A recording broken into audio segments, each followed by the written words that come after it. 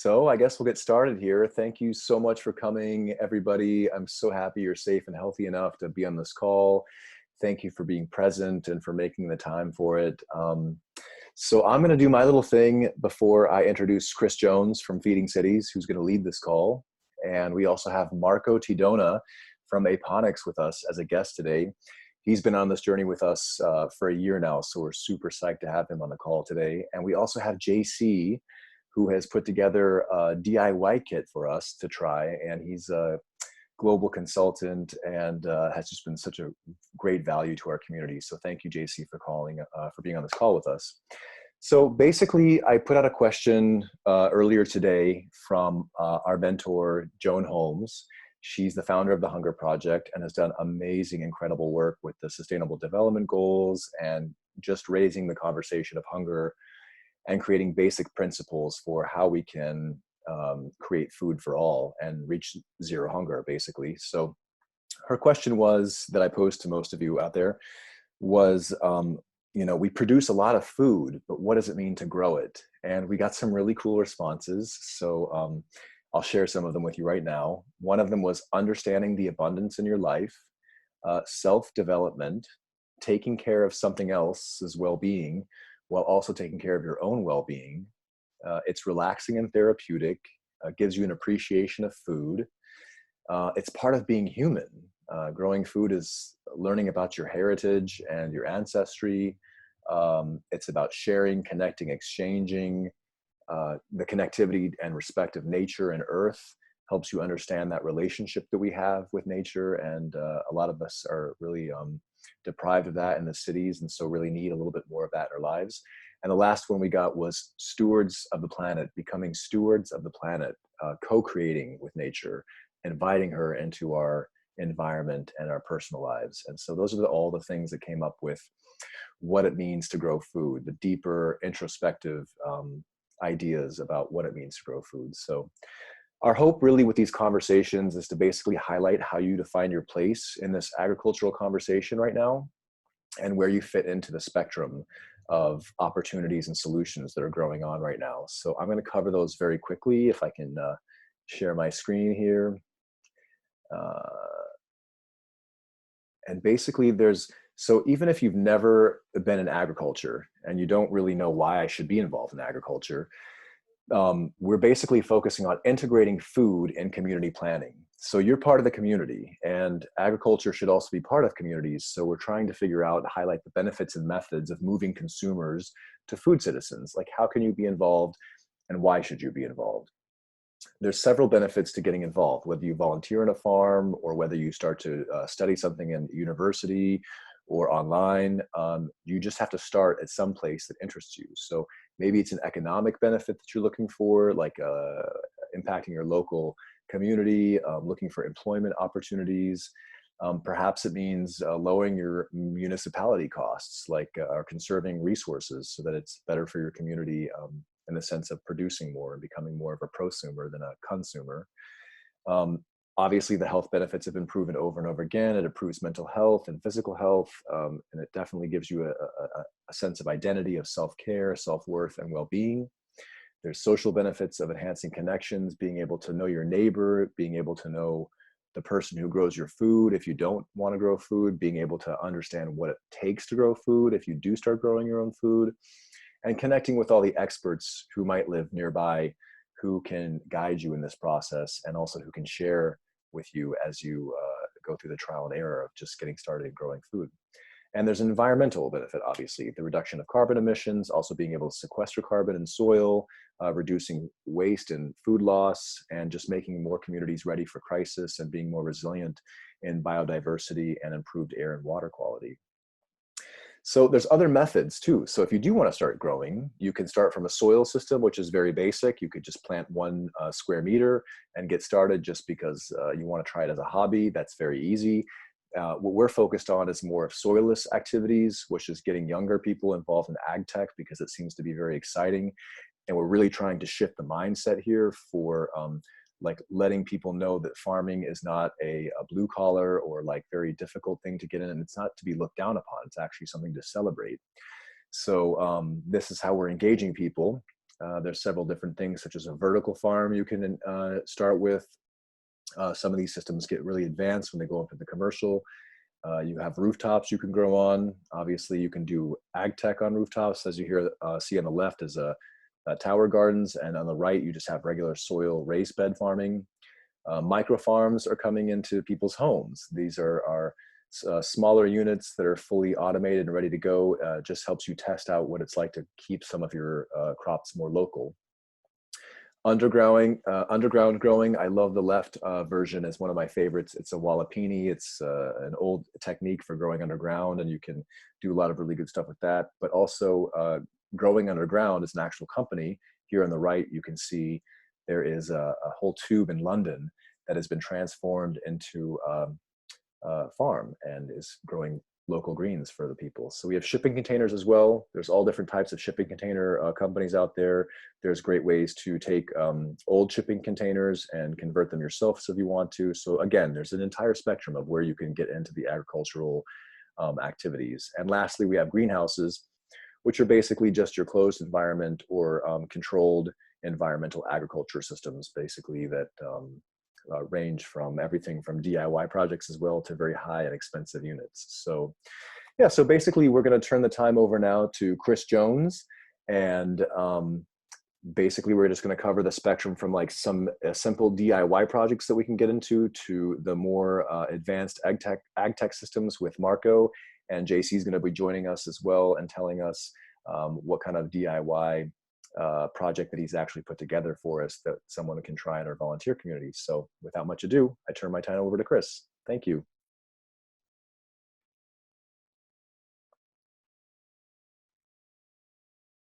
Yeah, there we go. Future City Hub. It's where everything comes together, from energy to food to waste to new forms of modality. It's something I've been working on for the past few years.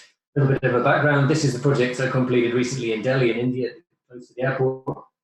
It was about creating really cool spaces, linking food courts together. There's not much food production here, but it was about making a microclimate. And we adopted a lot of indoor growing technology because it's in an underpass under a road. So there was a lot of crossover between landscape design and ag tech. This was a project I worked on in Rajasthan in India, where we were looking to make a village more self-sufficient and finding ways that they could minimize costs. So we're spending a lot of money importing diesel for fuel and water for drinking.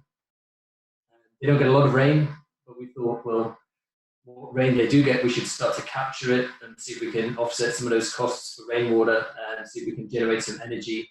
Also look at behavior change, making people interested in bringing their waste for recycling, for example, introducing composting, biofuel, biogas, giving people access to the opportunities to grow food, and maybe that's incentive of being able to access food and water would encourage them to dispose of waste in a responsible way.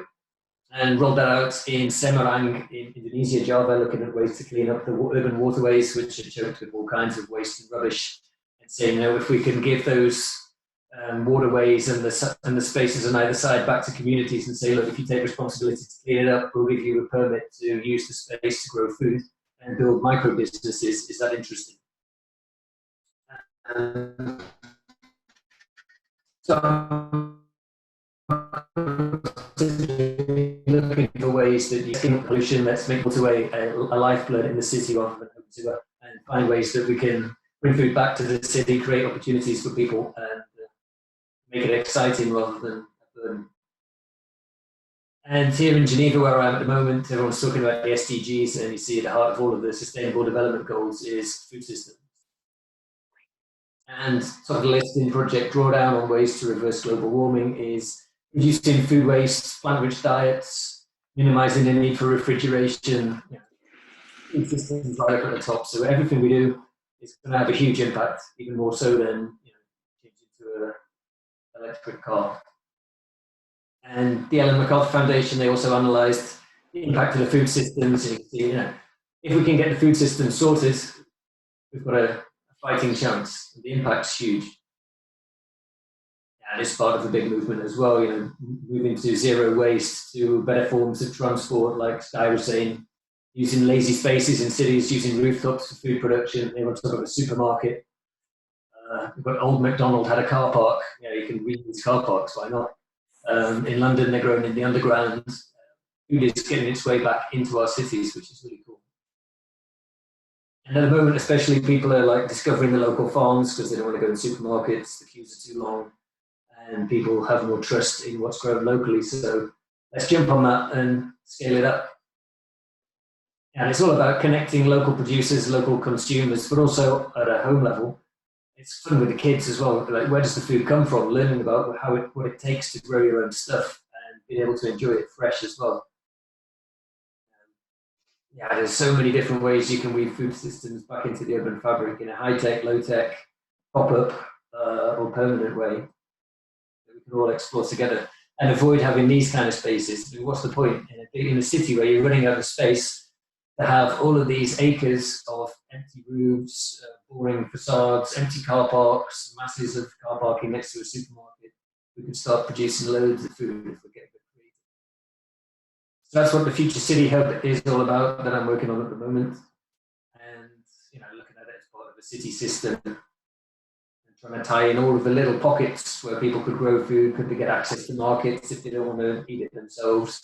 Can we create new business opportunities? Can we link little restaurants to local producers, etc., etc.?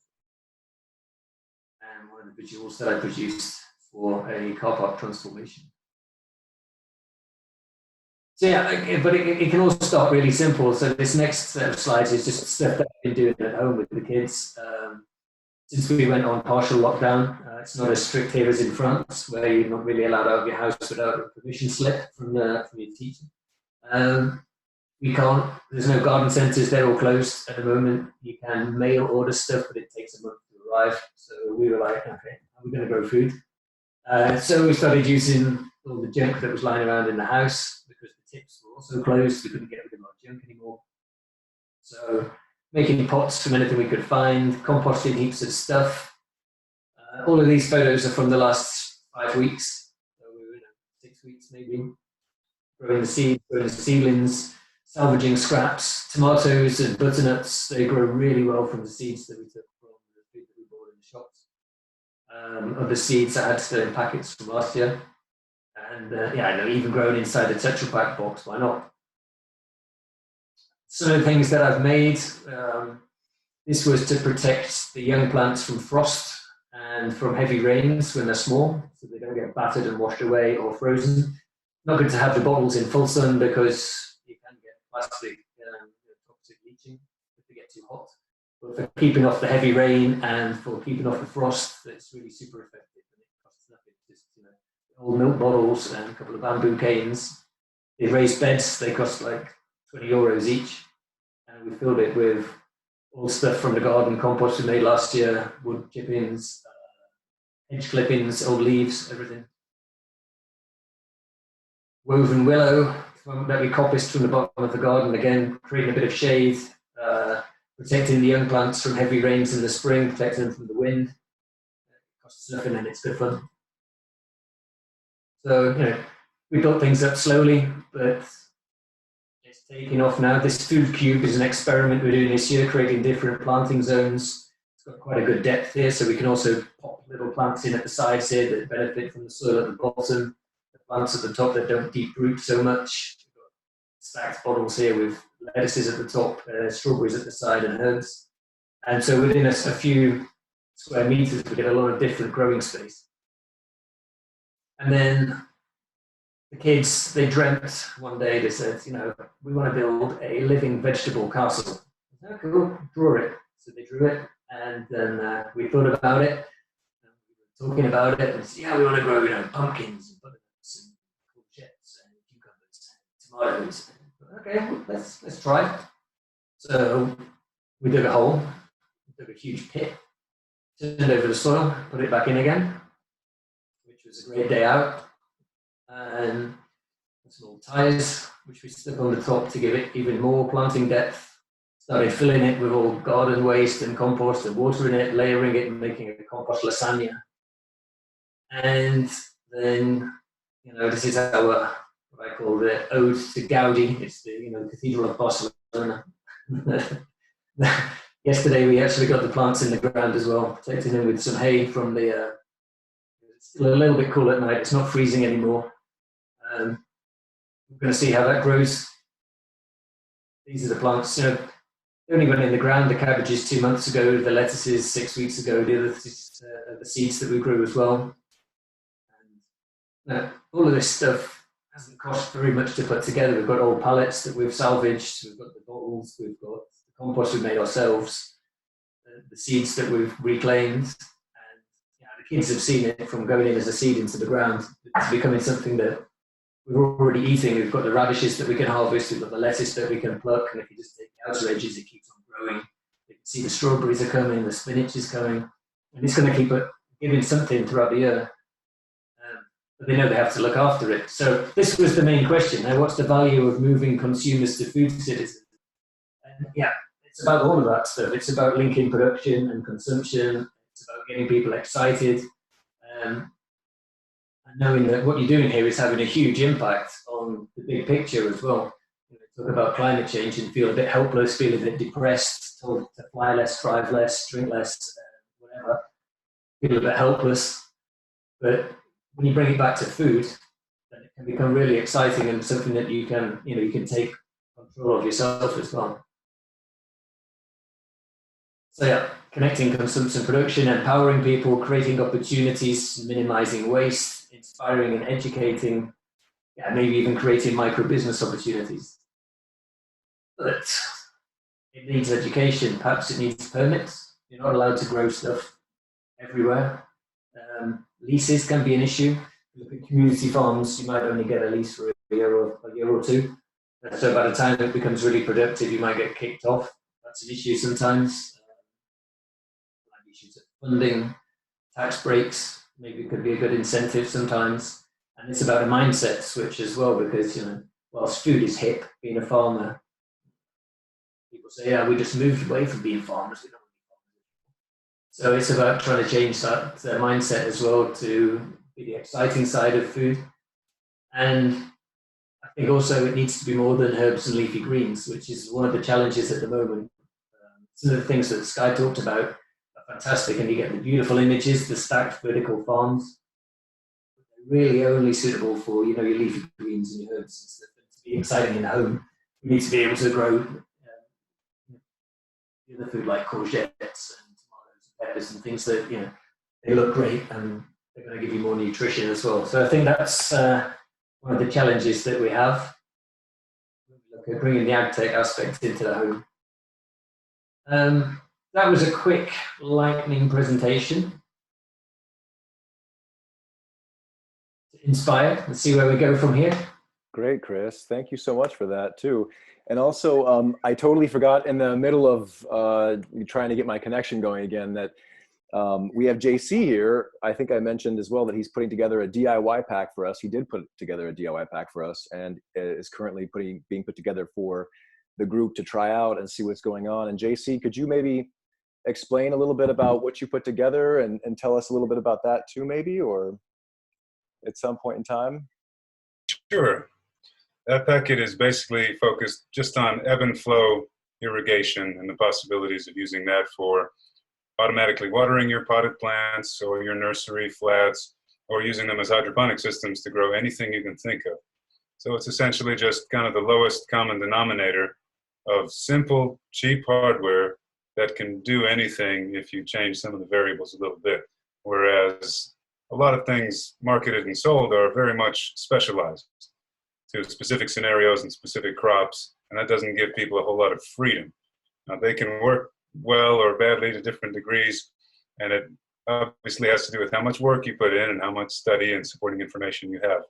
But I wanted people to know that there is simple, robust, well-established, 100-year-old hardware that can do more than we think it can, and just wanted to guide people through the basics of setting those up, either outside using sunlight in different ways or inside using lights in different ways, stacked or not stacked. Because like Chris is saying, and like everyone here agrees, people need to get involved. And it's part motivation, part inspiration, and part actual material output. So you want to start with whatever you really love. the plants that you want to have a relationship with, have around, have fresh, brag about, share with your neighbors. So you decide what that is for you. It may be leafy greens, it may be strawberries or pumpkins.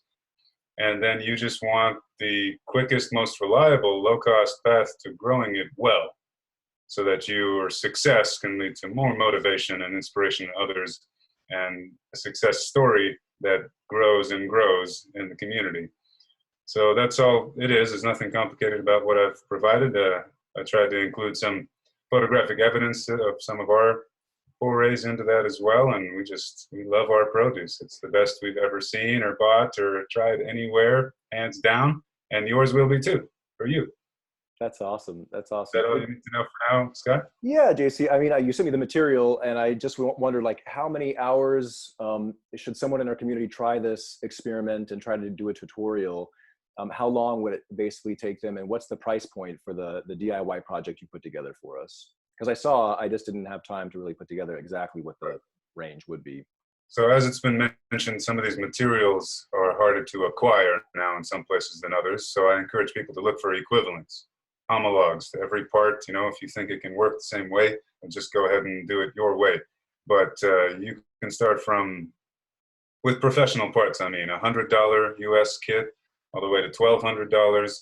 And these are anything from a very small single tier system sitting on its own tank outside in the sun to a multi-level system indoors covered in LEDs and capable of growing a lot of different things very efficiently.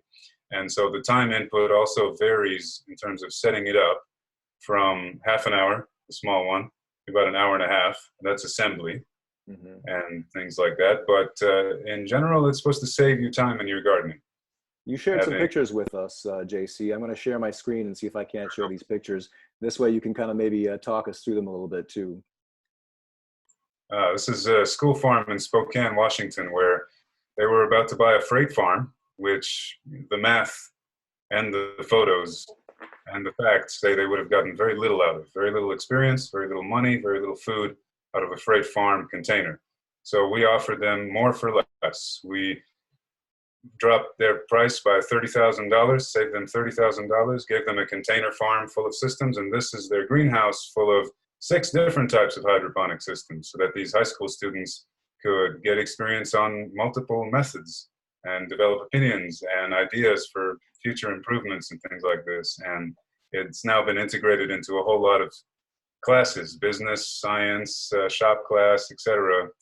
And everybody's loving it. So I had to snap this photo with them just enjoying something that they normally don't think of as cool or hip, because it's not dirty. Nobody's on their knees. Nobody is doing anything blue collar, if you will. It's green collar. Yeah, that's what Joan Holmes is really trying to shift the conversation, is that it's actually, and you mentioned this too, Chris, it's a mindset problem.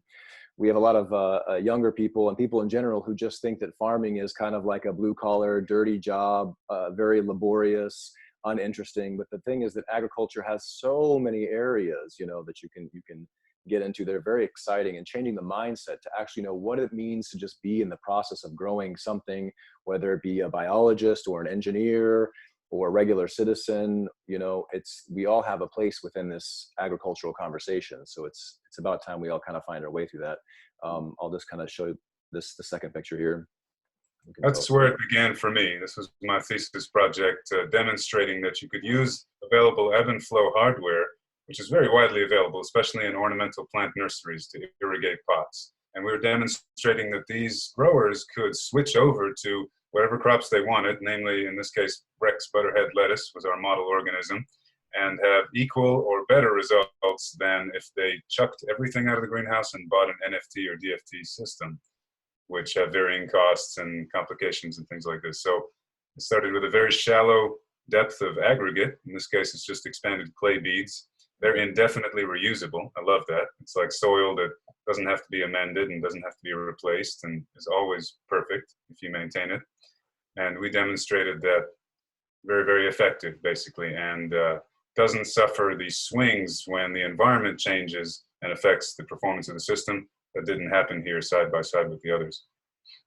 You can probably go quicker through the photos. Yeah, sure. This is like full harvest, obviously, right? No.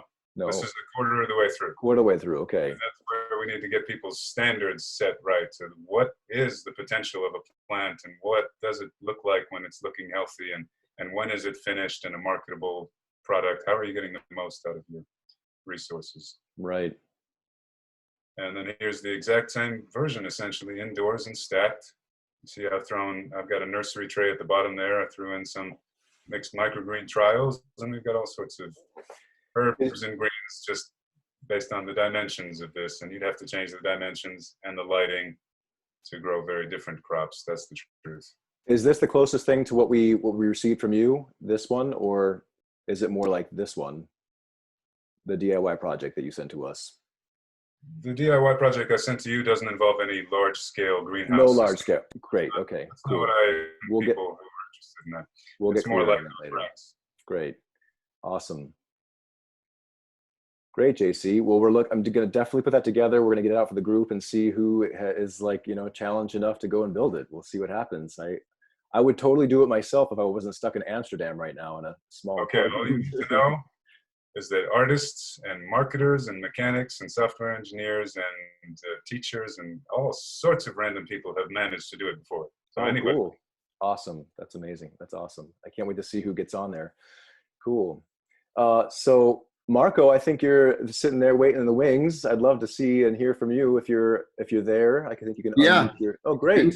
Can you hear me okay? Ja, guten Abend. Alles gut bei dir? Super, yeah. Super. It's so good to see your face finally. And yeah, thanks for inviting me. Great. Let me share my screen. Which one is it? This one? Can you see it? Yes. Okay, so usually when we think about farming, most of us, I think, are thinking about urban farming. And once we move to the urban area, there are special conditions. And I think it's important to think about these conditions, because it's not just if you are like a commercial grower, B2B or B2C, you have different dimensions. And these are the ones that are, I took them from the AVF, Association for Vertical Farming, and they have like a special typology. Let's skip through some of these dimensions briefly. So think about what you can do in the urban area. So what type of organization is growing? Is it a commercial grower, or is it a technology development company, or is it an institution? What size of the entity? Is it an individual entrepreneur? Is it an SME or a larger corporation? Where are they growing their plants? Are they growing on a rooftop? Do they have a south-facing side of a building, or do they grow underground? Everything is thinkable. And has the farm been retrofitted into the building, or has it just been thought out as a dedicated farm right from the beginning when the building has been built? Do we have access to natural sunlight, or do we need to supplement the light? What growing media are we using? Are we growing in soil on the rooftop? Are we using soilless methods, or a mix of that? And who's growing for what purpose? So you could grow for to grow medicinal plants. You could grow for food. You could grow to purify air. So there's many different perspectives that you can look at when you go to the urban area. So let me switch to.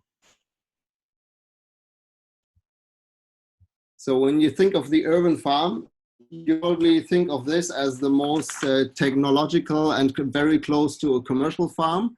These are rooftop farms. And what I like about this is that it's a really nice showcase for the actual consumers. So they can see the fresh produce, they can see where it's grown, they can get all the fresh varieties that do not survive the long value chain that you usually get from the supermarkets. And you can see how sustainable and healthy food is grown right in front of you. And it's really close that you can get as consumer to the actual process of growing food. This is the model like Gotham Greens or Lufa Farms have done it. And there's another aspect which I find really important also is the prosumer. So it's not only that the consumer just goes to a supermarket and buys produce. Why not teach them and supplement them with systems that they can use and supplemental stuff like seeds or maybe seedling subscriptions. This is also a very important aspect. That's why I actually love the competition, which is on there, the tower garden. And usually people think they can grow in their living room using just the tower garden, but what they end up is deficient plants most of the times. And the ones who are hard enough to go through all the issues and fix all the issues will end up living in a greenhouse, basically. That's fun, but it's all progress, and it's all good. Let me show you how I started, which is also funny to look back. So this is my first aquaponics setup. You see the leggy lettuce and my son on top of the 1,000-liter fish tank. Oh, this is great. And we're testing the water. So usually when you set up your own farm, you do not have a professional planning engineer in the background. So when you do this, you learn a lot by failing a lot, and you can improve all the time. This is also an aspect which is great, because you can grow, and then you also know how hard it is to grow real good produce. And most of the times, like in this case, it starts with the space. So you get some space in the urban area, and it has different properties. Maybe you have to pay rent. You know the price for the electricity. Do you have water? Is the quality good? And so on. Can you use natural sunlight? Do you have to build something? So there's many aspects. And usually what you do, you start with some equipment. Let it be an NFT channel, or like in my case, a vertical barrel, vertical NFT. By the way, you can, in the back, you can see the prototype, the earliest prototype. It was built from yogurt jars, and it was a total mess. This is how I started. It's great. yeah, I had to show you the prototype and my leggy first lettuce trial. And of course, you can use cheap components and you learn along the way, but if you like to have more automation and a more sophisticated system, you might probably just buy the plant cube from AgLuminary, for example, but it's 3,000 euros, and it's an appliance, and you have your app, and you just have two levels to grow your stuff. Can I show you another slide? This one, Sky, you led us through this. So different right. types of urban farming setups. So I have them too, and there's many different levels. Now imagine them with the background of all these different typologies in the urban area, what you can grow, who can grow it, for what purpose, and in what location. And a very important ingredient for this is the actual experience of the grower. So if you're new to growing, you do not want to just make a living from it, because you need to be open to learn, and you will fail like I did, and I still do all the time, because that's always something new or a new situation. And then you end up doing it more professionally along the way, and you get people who help you. But it's not about only just growing awesome plants. You also need to market and sell them at a certain point. So we have to keep that in mind too. And what I like to stress here mainly is, if we go to the urban area, and we have such a perfect timing now with all this, what's going on, and people get more aware of how important is it to have good food, to be and stay healthy. That we have so much opportunity, especially in these urban areas. And it's not only about fast cycling leafy greens. You can think about microgreens, which is also an easy crop. You could think about mushrooms. I have some friends in New York City who are doing it very successfully. Smallhold is their name. It's really great. They just do the substrate and rent the fruiting chamber, basically. But if you think of mushrooms, you could also think of algae, insects, and using and cycling all these waste streams, which are becoming nutrient streams, of course, when you think in circular economy terms. So keep that in mind, and there's so much opportunity to do this. I cannot stress this this enough. So I hope I could inspire you a little bit. There's a lot of things to do, and it takes people like us to just go ahead and start some projects and grow awesome plants, and let all your neighbors participate and taste. And in the end, what I'm doing here now also with my raised beds is I'm growing a lot of chard at the moment, and the neighbors have the plum tree, and we just barter trade. So when I have enough chard, I just give it to them, or I have young plants and I know these guys have a space where they can grow a tomato. I just give it to them, and next week they bring me some cake or some cherries. So that's really great and motivating. You just need to start. Yeah.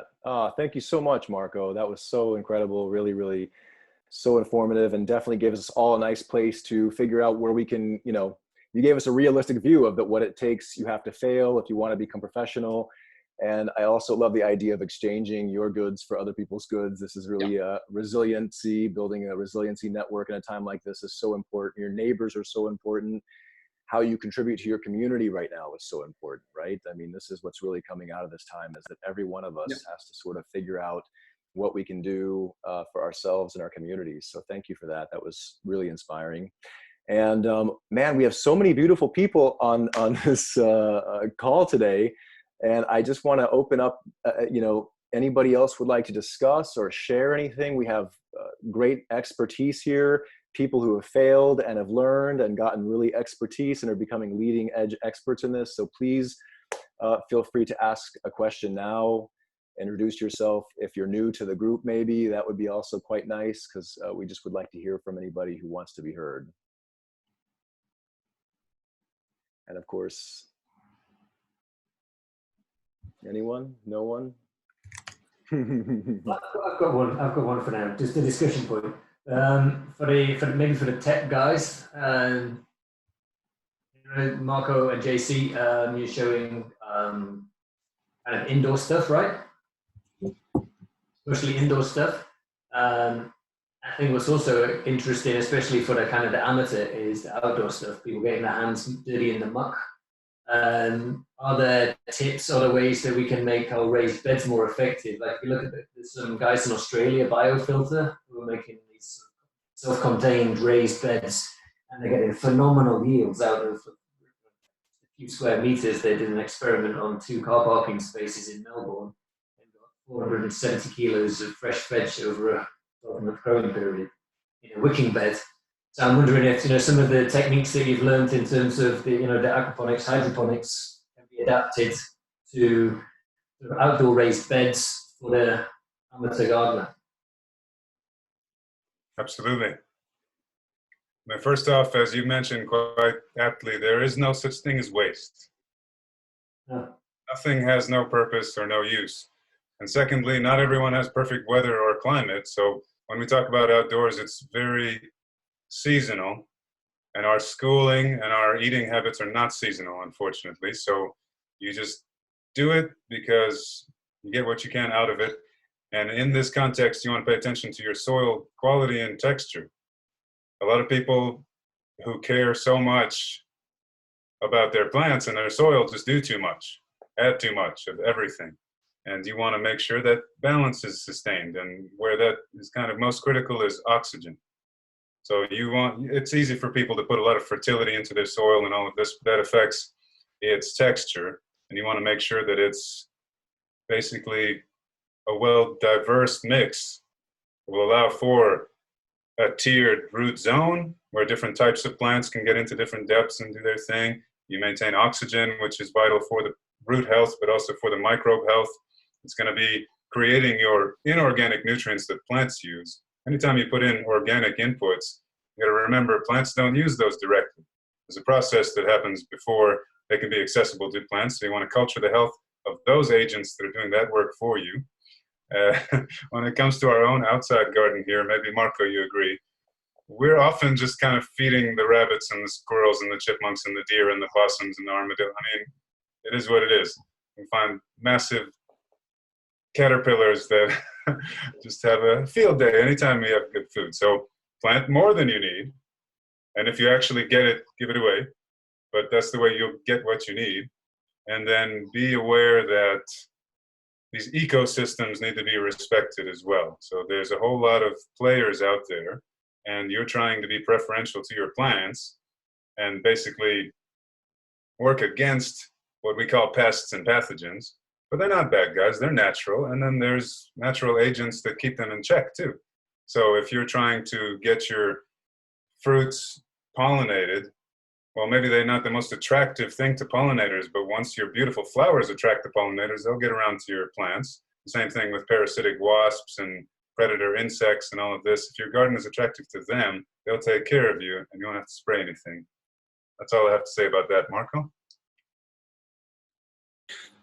Yeah, I mean, I'm growing most of the stuff I eat out in my garden, and it's grown in raised beds. So it's I don't use my vertical barrel so much because I don't own a greenhouse at the moment. I used to just use one in the neighborhood, but it was so messy.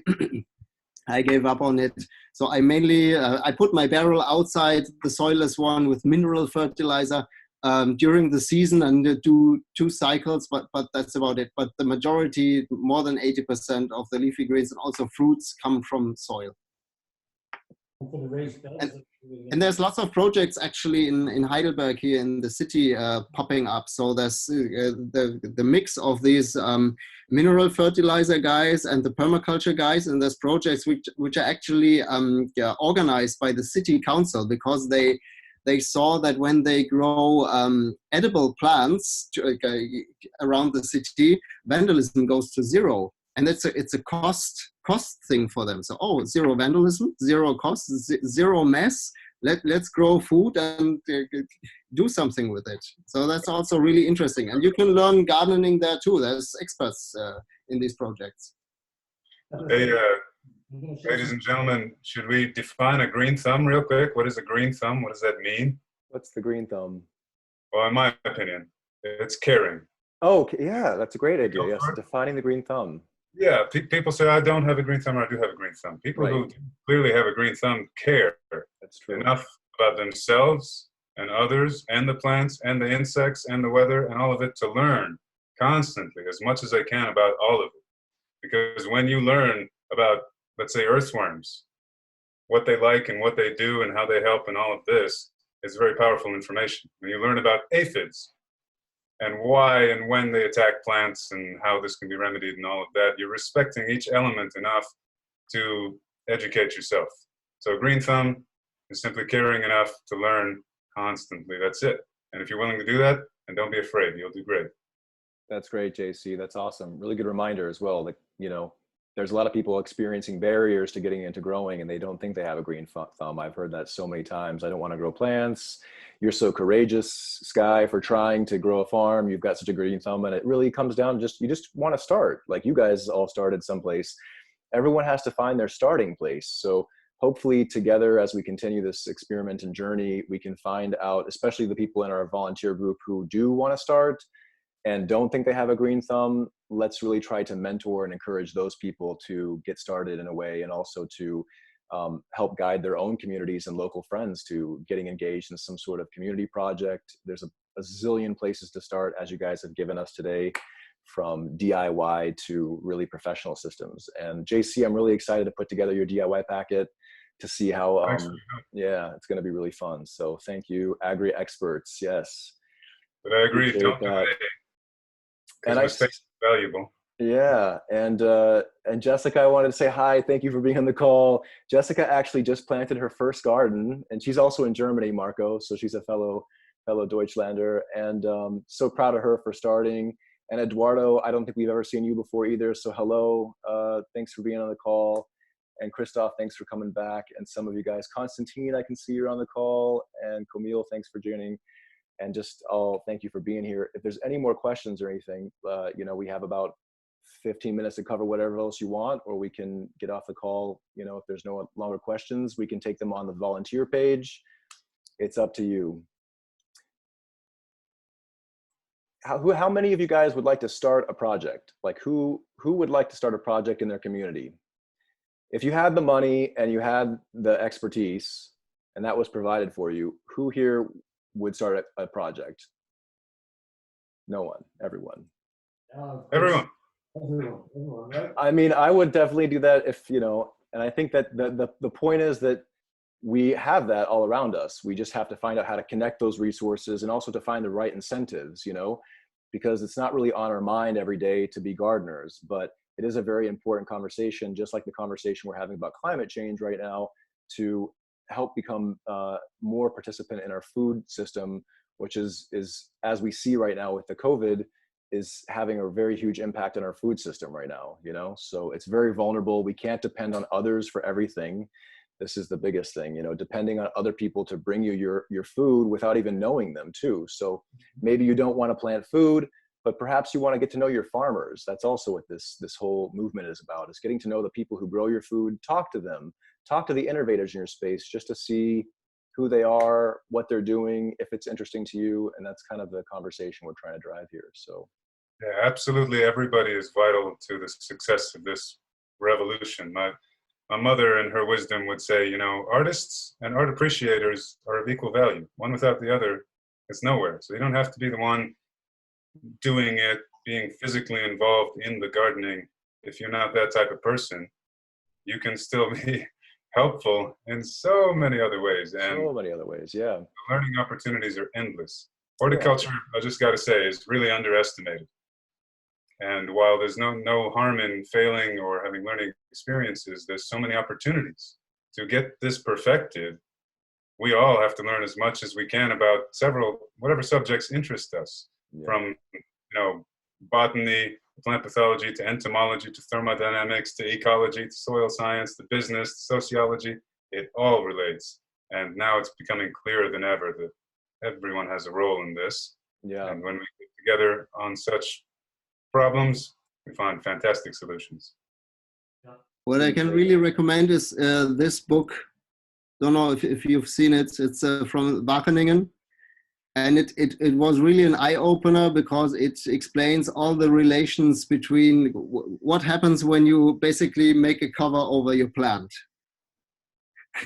And what happens when you make a cover over your plant? Many things happen with the air, with temperature, CO2, with your plants, and you need to manage stuff. And if you do it well, you will have an insane yield. And if you do it not well, it'll be worse than outside. Yeah, you will learn it quickly. I can really recommend it. It's from the Wageningen. I think it's 50 or 60 euros. It's quite expensive, but it's worth it. It's a reference book. It's no joke. Yeah. Yeah. Stuff, huh? Great. Awesome stuff. Yeah. I mean, it's just great to see something grow. You get part of the conversation of like, oh, heck, something's coming out of the ground, or it's like, I just planted this and now I have to care for it and I have a responsibility to it. And it's just a really fun process to be involved in. So, yeah. Questions, anybody? No questions? You want to say anything? Hi. Marta. My name is Marta. Hi. Yeah, hey, so great to have you. Yeah, thank you so much for all the talks and the presentations. And I just wanted to, just say that I don't know that much about this topic, but I'm really, really interested. And right now I'm in London. I'm based in London, in this few square meters. Stuck in a small space. Literally Totally. stuck. But yeah, I just wanted to say about the fact of how to contribute to this, and right now, of course, I can't build anything, and I'm moving a bit around, so I don't really have my own land, but my background is in architecture, and I'm now transitioning to becoming an illustrator, and I'm really interested in how we can communicate these values to people, because I think it's just, as I said, it's a real mindset topic. So I think that you can contribute to this kind of revolution in any ways. I was kind of afraid to enter this, the conversation, because sometimes it's more technical than than other things, but yeah, I really loved to see how in many, I mean, you can just, you know, contribute in so many ways to this change. So Marta, thank you so much. Definitely, it's like, you know, we're all scared to get in the conversation because it's a hard conversation to have if you don't have any idea. And this is the thing that's keeping citizens is like, I'm not an expert and I've never been in a farm before. Why should I even start? That sounds really scary. And so it's kind of cool. It's up to us as citizens to help encourage each other. We have a lot of local farmers too. I mean, Beth in here in this group, she has a farm. She does a lot of DIY projects as well. Chris is in here. You know, we have a lot of really good people just in our own neighborhood and our own community who can just help us get started even, or who might need help. You know, maybe they need help with communicating their message. Maybe they need help connecting other volunteers and people to their garden. You're right, Marta, there's really a lot of ways to get involved. So yeah, a lot of people are visual learners. Yeah.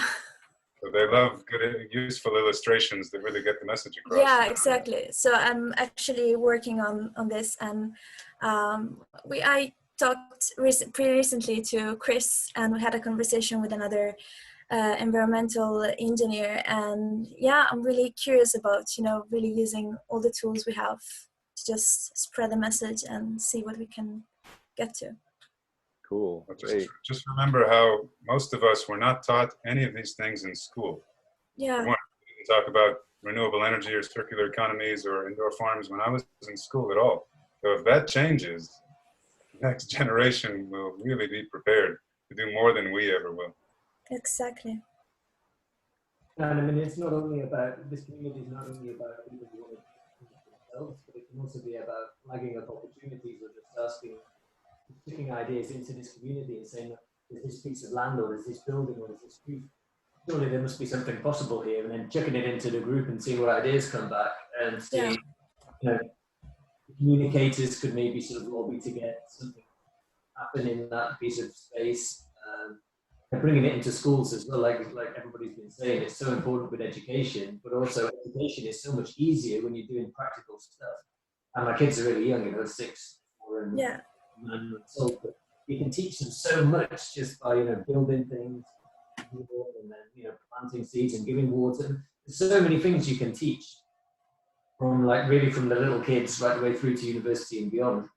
And everybody can get involved in some way. You don't even have to get your hands dirty. You can just sort of flag up an issue, or you know, like what InFarm are doing in Berlin. It's more like being a traffic controller rather than a farmer. They're monitoring hundreds of locations around Berlin where stuff is being grown. And you know, ever getting their hands dirty, but being involved in the food system, so many things. A really powerful tool for change as well. Yeah.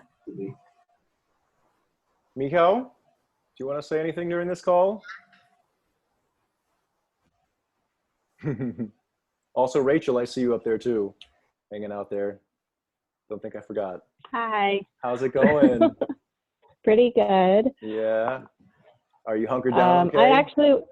I'm hunkered down okay. I'm lucky. I'm in California, Southern California, so lovely. I'm weather spoiled. But I was actually going to say I have kids ranging from 4 to 12.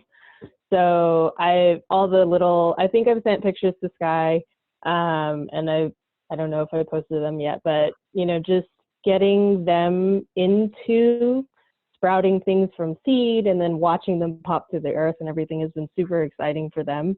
And just, you know, being able to pick a strawberry that they grew and, you know, enjoy it has been really special for them. And it's, you know, I think they appreciate it a little bit more. We juiced oranges a couple of weeks ago and they were like, holy moly, you know, and they were trying to figure out, you know, this carton that they're used to seeing versus now we've, you know, juiced it into this glass jar, the difference of the yield and how many oranges it took to get, you know, what they're used to drinking and things like that. So it's been really special just kind of getting them involved in this as we've been able to actually have time together, because usually I'm working like 50, 60 hours a week. So I actually don't get the FaceTime with them. So it's actually been pretty cool. Awesome. Thanks for sharing that, Rachel. That's super cool. Yeah. Being involved in the process of knowing where your stuff comes from, what it takes that goes into it is like ridiculously important for our human condition right now, you know, to stop consuming so much. And really understand how to do that kind of prosume, which I know Michal loves this word so much, prosuming. Yeah, I was really interested in what you were guys saying about educating about all of this, because I'm preparing my master's thesis about connection between education and sustainable development. And yeah, that's really a thing that we should really start with, because if you start with educating people and getting the awareness there, they can empower themselves and find the right tools. But without that, we can have a generation of people who yeah, just don't want to grow their own food. They perceive it as something uh, like, you know, like lame or whatever. Like, this is something that they don't really want to pursue, right? So we can change that by whole systems, by designing the system so it creates I'll say yeah, empowers people to be sustainable and resilient. What do you guys think about it? Love it. Love it. Once you learn that stuff, you can't forget it. And the exposure that people get nowadays is unprecedented. So there's nothing to do but do it. It's true. Lena, I was going to say, I've been seeing you doing a lot of activism lately at home with your climate change crew. Is that true? Yes, there was actually a global, local, like not local, but global strike online, because we were supposed to have like a normal strike when we walk down the streets in big cities in Poland. But unfortunately, coronavirus happened. So all of the activists actually put up some photos online and just try to spread some knowledge about climate change and how we have to actually do something about it. So it was really good. Not that much actually, but always something. Always something. I mean, we're doing that right now, right? We're all spending our hour together on a Saturday with perfect strangers just because we somehow believe that this is really worthy and has value to ourselves and to each other. So yeah. Also, Eduardo, you're down there. I was wondering, where are you from, Eduardo? Oh, I gotta unmute you. Hold on. You can unmute yourself too. Here we go. Mute. No, maybe you have to unmute it. Never mind. We can move on. Hi. Oh, hello. Hear me?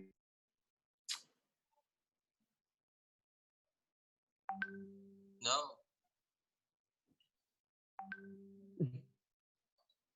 Hi, can you hear me? Eduardo, you there? Yeah.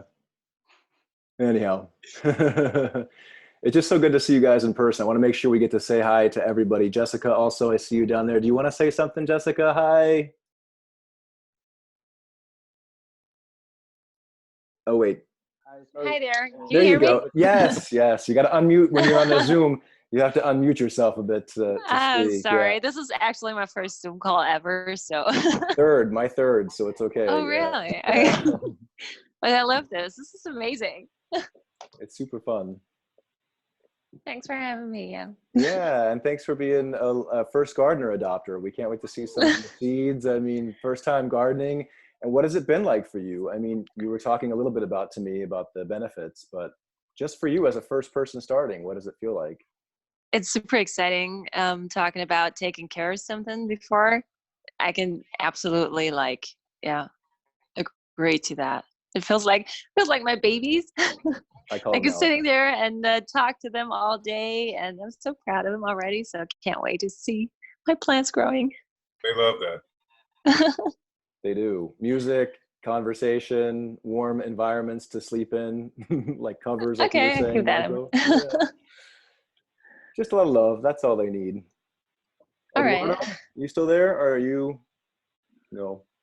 Hello? No. Okay. All right, guys. Well, I think it's been an hour now, so we covered our whole thing. I don't know if anybody else wants to say anything else. Beth, Christoph, anybody? I just want to thank you all for coming, and that's amazing as every time. So yeah, let's get growing together, and I think we're gonna have some nice projects.